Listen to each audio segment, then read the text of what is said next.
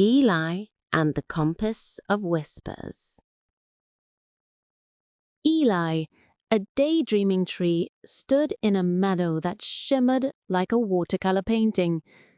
The grass shifted from emerald to amber, then to soft lavender, depending on the day. His bark glowed faintly whenever wonder tickled him, and today the glow pulsed gently as he watched a butterfly twirl toward the horizon. Eli's roots were deep and steady, yet his heart raced toward the faraway hills and mountains that peeped over the meadow's edge. He longed to feel the wind from distant lands, to smell salty oceans and snowy pine forests, to hear songs of distant birds. The wind, playful and teasing, whistled through Eli's branches. "Come along, little tree," it seemed to sing. "I'll show you wonders beyond your meadow."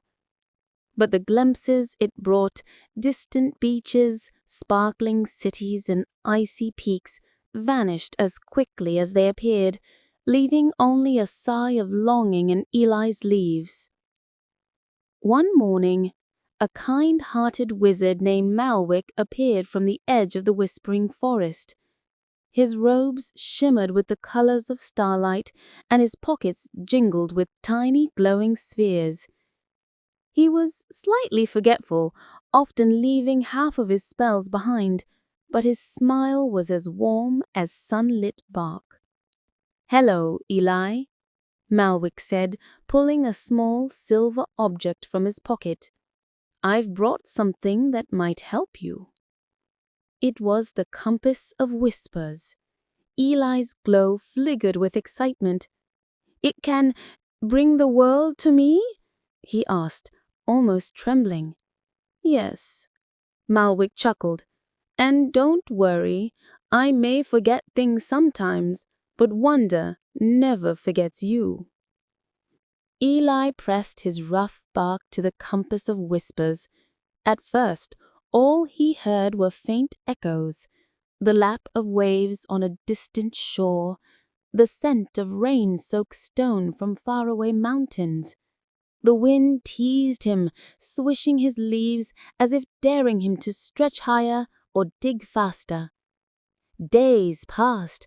Each time he focused on the compass, new whispers arrived. The chatter of a bustling bazaar, the aroma of fresh bread, the distant song of a snowy forest.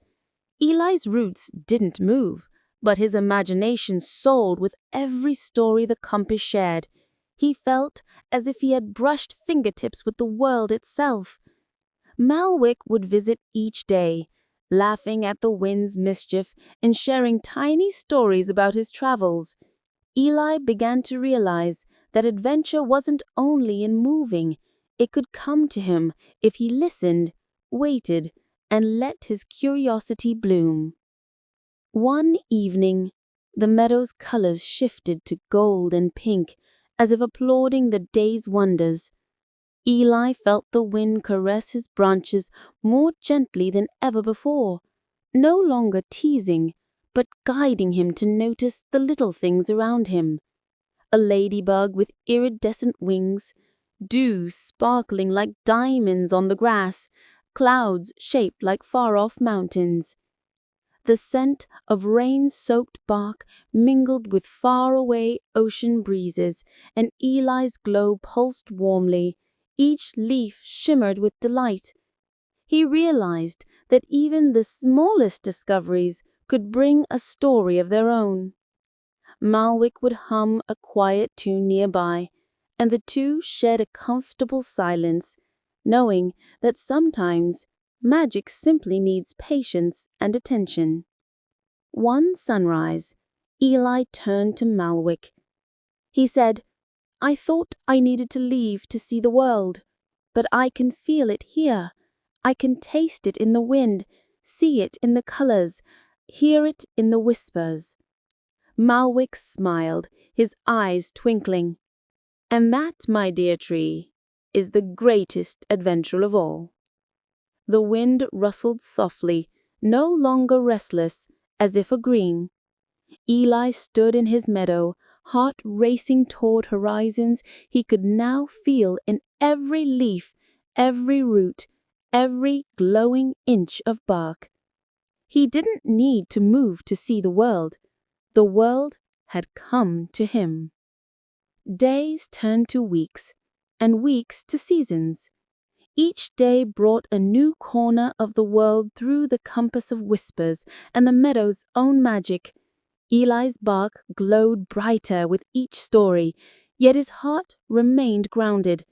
He had learned that longing, when paired with wonder, could transform even stillness into the grandest journey.